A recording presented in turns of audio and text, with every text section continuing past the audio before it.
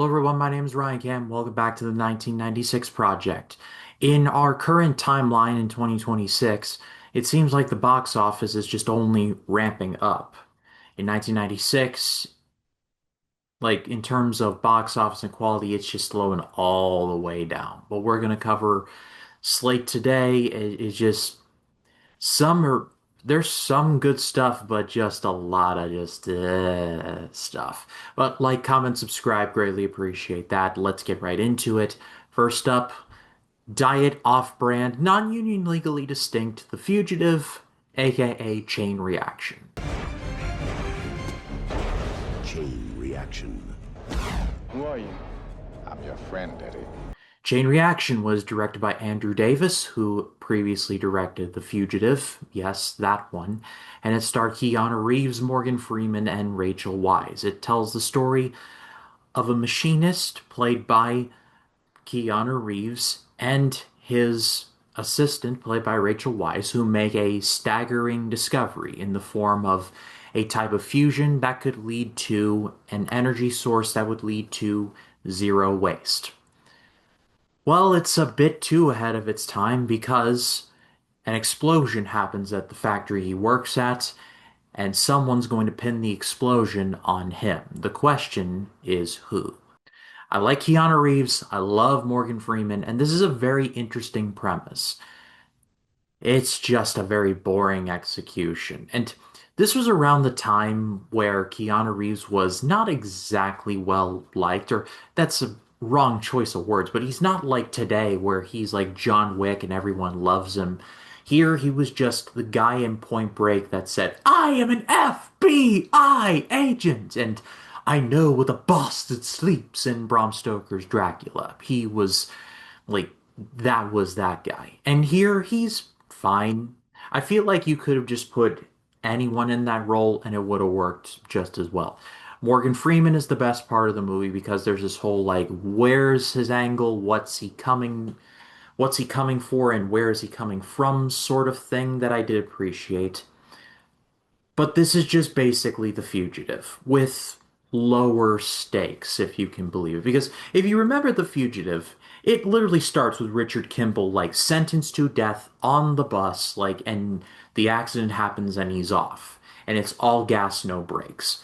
Well, here, you get, like, a motorcycle chase, which is fine. Bad green screen, but fine regardless. And then you get a lot of Keanu Reeves running.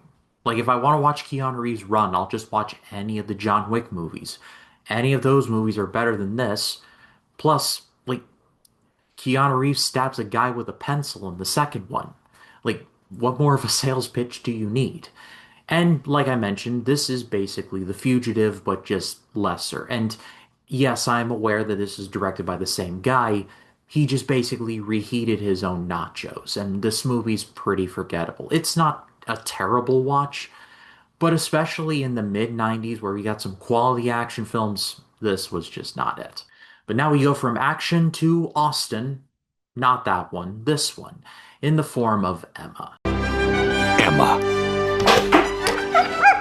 Try not to kill my dogs.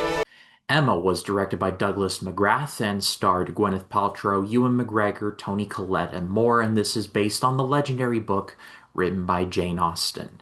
It tells the story of Emma Woodhouse, played by Gwyneth Paltrow, who is an expert at gossip and getting into everyone's business. However, she sucks at her own life. However, without her knowing it, she's got a love interest in the form of one Mr. Knightley. I will admit that Jane Austen movies are a bit of a blind spot for me.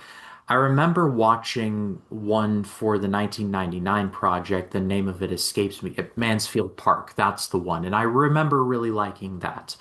And this one is not as good as that adaptation, but I still liked it. And I think what primarily drives that is I love the look of the movie. I love the production design.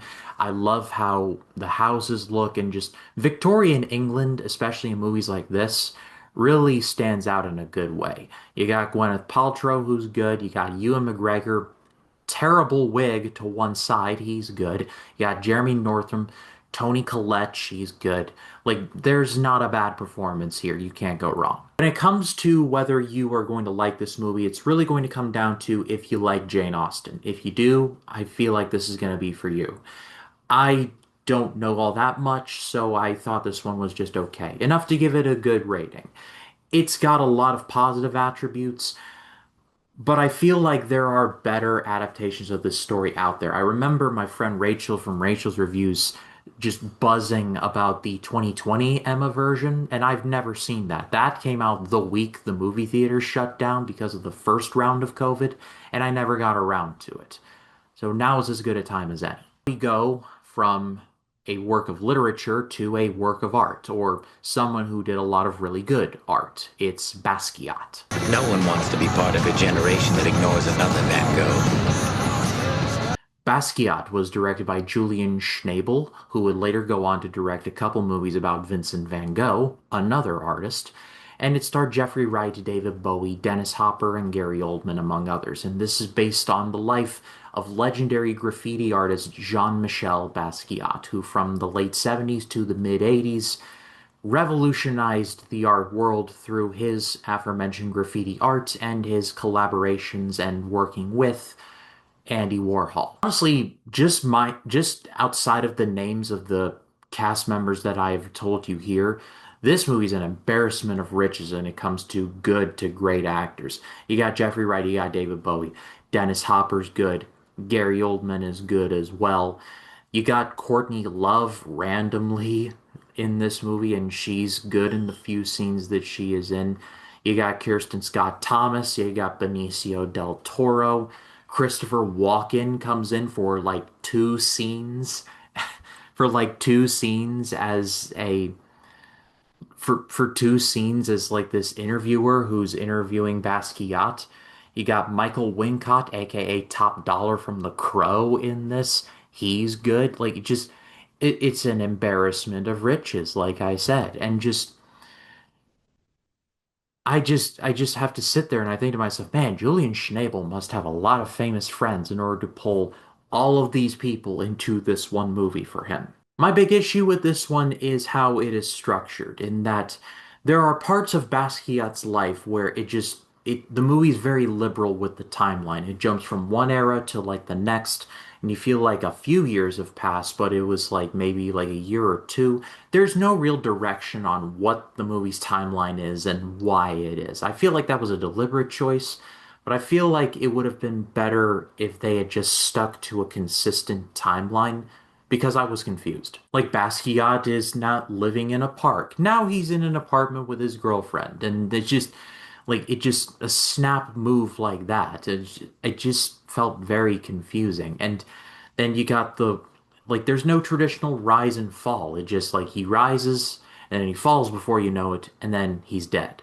It just comes out of nowhere. On the strength of the performances alone, I am gonna give this a good rating.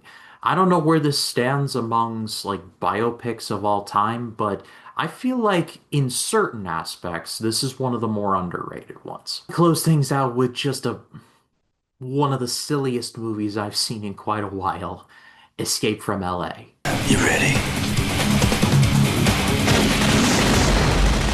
Escape from LA was directed by John Carpenter. We all know who he is.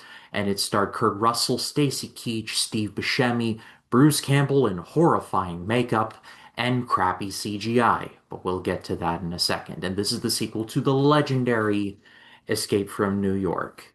And it sees Snake Plissken return, once again at the behest of the government, to seek a MacGuffin in the middle of a ruined LA after it is taken out by a 9.6 magnitude earthquake. Like I just showed you, Escape from New York is one of my favorite action movies of all time. It's just great stuff. Kurt Russell, arguably at his coolest. You got Lee Van Cleef, you got Isaac Hayes. There's just so much to love about this. Like the score, the action, just the atmosphere of just the ruined New York City. I could watch Escape from New York at any time and just never get bored. I would argue I'd put this up there in terms of quality with the original Halloween in terms of great John Carpenter films. This movie's trash. And I went into this with an open mind. I really did, because this movie just consistently gets dumped on, and I didn't want to be that guy. I was like, maybe there's some good here. And Kurt Russell, God bless him, he's trying, and there are some entertaining sequences here and there. You can just tell that when they use practical effects, it does genuinely feel lived in, but man, this was a painful watch at times. For starters, you can tell that John Carpenter did not want to work on this because this movie has what I'm going to call Joker folie à deux syndrome, where you have a success on your hands. The director doesn't want to do a sequel, but because money, I guess, a sequel got made. And, well, John Carpenter just didn't care. So he just did what he did because he could. And that's kind of what it feels like with this. It just feels like he did what he did because he could. And bless Kurt Russell, like I said, he has enough charisma to just say, by God, he tried. But at the same time, it just feels very reductionary. I just sitting there thinking to myself, wait, why is Snake like being asked to do this again? Like he saved the president. Now he's like looking for this nebulous device. Oh, and he has this this infection in him where it's going to kill him in 8 hours unless he rescues like this device. And just like, what? Like you, it seems like you're putting a hat on top of a hat there, guys. Bruce Campbell in horrifying makeup as the Surgeon General of Los Angeles, like good on him for getting paid, but I'm just sitting there like, Bruce, why couldn't they just make you like why couldn't they just have your face? Like what was the point of that? Got Pam Grier briefly, got Steve Buscemi and Stacy Keach hamming it up, and just it seems like everyone was like, all right, we are wired, we are hired, and we're just going to not care. And then there's the CGI. Holy crap, this is some bad CGI. And CGI and graphics and visual effects are very hard, so I don't want to complain too much, but these were just awful, even by 96 standards. There's this pod that transports Snake into LA under the Pacific Ocean, I guess, and it looks at least Jaws the Revenge had the good sense to shoot in the ocean. What is this movie's excuse? And then you got the surfing scene, and you all owe Die Another Day an apology. This movie's horrid. It's it gets worse the more I think about it.